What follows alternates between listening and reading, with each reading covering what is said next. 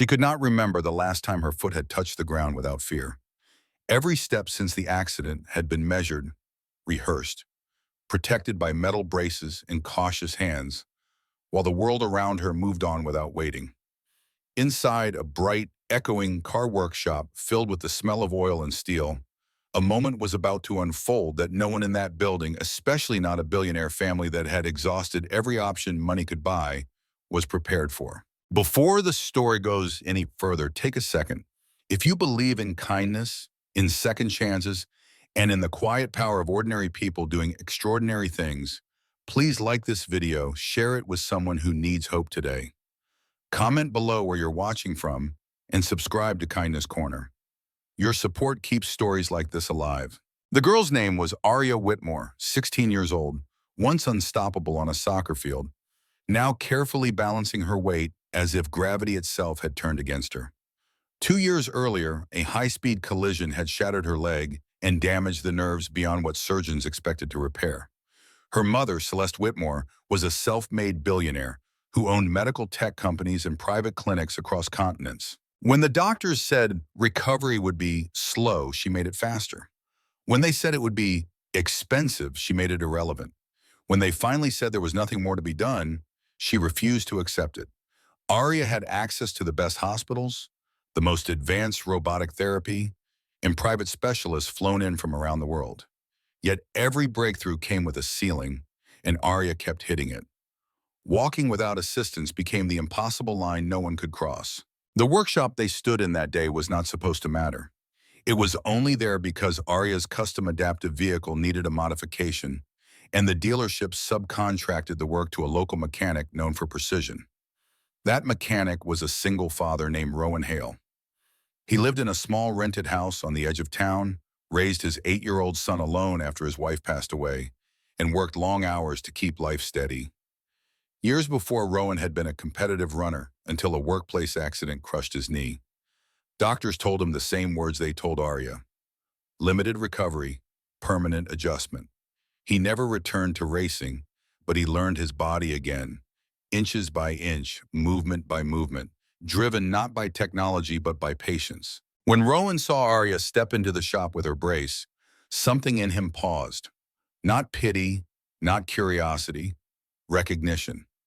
He finished the work on the car quickly, but instead of stepping back, he asked permission to help her try something different. Celeste hesitated. She had trusted experts with walls full of credentials. A mechanic with oil-stained hands did not fit the picture of hope. But Aria looked at Rowan and nodded before her mother could refuse. She was tired of being protected from disappointment. She wanted to feel effort again. Rowan did not bring machines or promises. He adjusted her brace, checked her balance, and showed her how to shift her weight without fighting her own body. He talked about muscles waking up slowly, about trust between mind and movement, about progress that could not be rushed or bought. The workshop grew quiet as mechanics slowed their work, sensing something fragile unfolding. Celeste stood a few steps back, hands clasped tightly, her confidence and control replaced by helpless anticipation. Minutes passed that felt like hours. Aria's breathing steadied, her shoulders relaxed, then almost imperceptibly her foot pressed down, not dragged, not supported, pressed. Her knee held. Her body remembered something it had forgotten. One step became half a step, then another. No applause broke the moment. No one dared move. Celeste felt her knees weaken as tears blurred her vision. For the first time since the accident, her daughter was not surviving movement. She was owning it. The doctors had focused on fixing damage. Rowan focused on rebuilding trust. That difference changed everything. Over the next weeks, Aria returned to the shop regularly.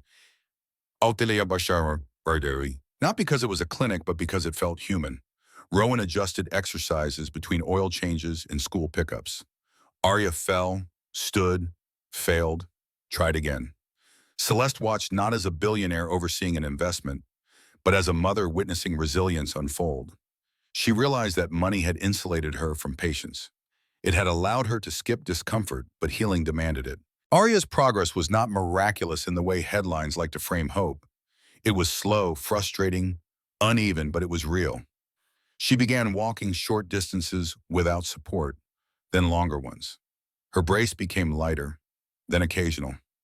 Each step carried the weight of everything she had endured and everything she still feared losing. Rowan never took credit. He said, "Some things simply need time and someone willing to stand close without pushing." Celeste changed too. She started visiting the shop alone, bringing coffee, listening more than she spoke.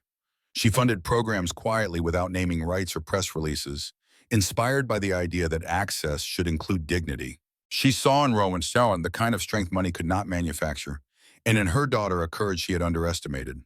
In the dim glow of an oil-stained workshop, where machines hum louder than hope, a 16-year-old girl named Arya took a step she hadn't dared dream of in 2 long years. Not because billionaire doctors, cutting-edge robots, or limitless resources had finally unlocked her body, but because a single father with scarred knees and oil-stained hands believed in something money can never buy: patient human presence. Rowan didn't promise miracles. He simply stood close, adjusted her brace, and reminded her that healing isn't about forcing movement. It's about trusting the body to remember itself, inch by painful inch. This story breaks open the heart because it shows us what we so often forget. The most powerful medicine is sometimes the quiet companionship of someone who has walked the same broken road. Celeste, with all her wealth, had tried to outrun pain and time. Rowan taught her, and Arya, that true recovery demands the discomfort we try to skip, the falls we fear, and the slow, unglamorous work of showing up again and again. Strength isn't always loud or expensive. Sometimes it's the gentle hand that says, "I'm here, and we'll try one more time." If Arya's trembling first step and Rowan's humble wisdom touched you deeply, please like this video, share it with someone who needs to believe healing is still possible, and subscribe to Kindness Corner for more stories that celebrate the extraordinary in ordinary hearts. In the comments, tell us, who has been the Rowan in your life? The one who stood close when no one else could fix it? Your story might light someone's darkest moment tonight.